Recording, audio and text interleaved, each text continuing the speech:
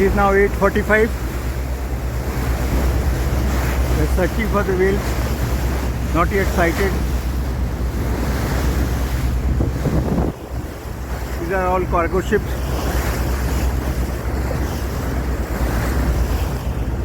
Three cargo ships you can see. There are some more.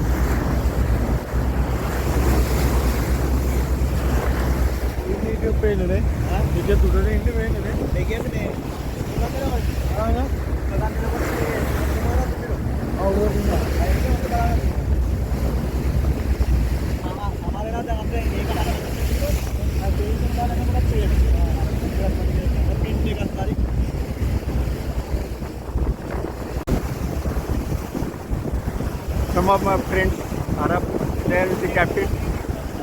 The captain and one of his assistants is standing outside looking out for whales.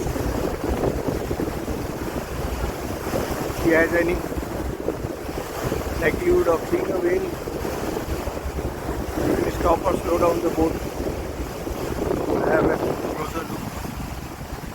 We have not yet sighted the whale. Now it's 9 in the morning. His assistant is on the lookout for the whale. Very risky, precarious position he is standing on.